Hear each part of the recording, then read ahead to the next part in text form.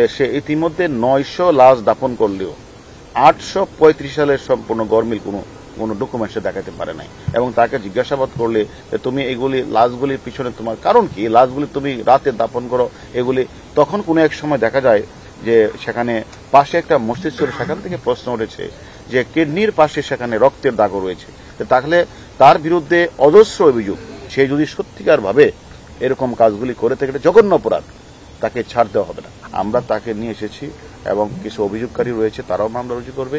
আমরা তাদেরকে রিমান্ডে এনে জিজ্ঞাসাবাদ করব যে কত সংখ্যক মানুষ তার এনে চিকিৎসার জন্য গিয়েছিল, কত সংখ্যক মানুষ মারা গেল, সে কি আসলে এই সকল তার তথাকথিত থিয়েটার মানে ইয়ার নামে সে সেখান থেকে সে যে স্থাপন করেছেন সেখানে যে তার ভিতরে সে যে অপারেশন থিয়েটার, সে অপারেশন থিয়েটারের মাধ্যমে সে সেখান থেকে কিডনি বিক্রি করেছেন কিনা আপনারা যে অভিযোগটা করেছেন সেটাও আমরা তদন্ত করব। এবং কেন সে Cinematic Display, Photography Master, Performance Expert, NextG N9 নিজে ডেথ সার্টিফিকেট নিজেই স্বাক্ষর দিয়ে তৈরি করেছেন, ডাক্তারের স্বাক্ষর কেন নেন নাই সেটা আমরা খুঁজে বের করব।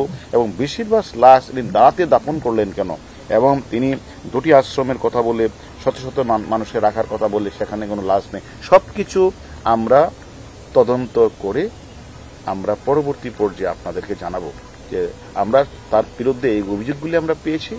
এখন আমরা মামলা রুজু হওয়ার পরে আমরা রিমান্ডে এনে বাকি তথ্যগুলি আপনাদের জানাবো। হ্যাঁ, আমরা এই ধরনের বিষয়গুলো মিডিয়াতে আসার কারণেই, জনমনে বিভিন্ন প্রশ্নের সম্মুখীনের কারণেই আমরা কিন্তু তাকে গ্রেপ্তার করেছি। এখন আমরা এই প্রশ্নগুলি উনি এই আইনগত প্রক্রিয়াগুলি সম্পন্ন করলেন না, রাতের অন্ধকারে উনি লাশগুলি দাফন করলেন এবং পরিজন জানে না, তারা যখন জানতে যায় তাদের কেন তিনি পিঠালেন, আমরা সবকিছুই তদন্তে নিয়ে আসবো। এটা আমরা আমাদের তদন্ত টিম সে কাজগুলি খোঁজ খবর নিচ্ছে, কাগজগুলি তার ওয়াইফকে আমরা জিজ্ঞাসাবাদ করব এবং কাগজগুলি আমরা উদ্ধার করব এবং তার বিরুদ্ধে একাধিক অভিযোগ আমাদের কাছে আসছে, এটি মামলা রুজু হবে। মামলা রুজু হওয়ার পরে আমরা রিমান্ডে আনবো। রিমান্ডে আনার পরে আপনারা যতগুলি প্রশ্ন করেছেন, আমরাও যে অভিযোগগুলি পেয়েছি সেগুলি পুঙ্খানুপুঙ্খভাবে তদন্ত করা হবে। এবং আমি মনে করি সে যদি সত্যিকার ভাবে এরকম কাজগুলি করে থাকে জঘন্য অপরাধ, তাকে ছাড় দেওয়া হবে না।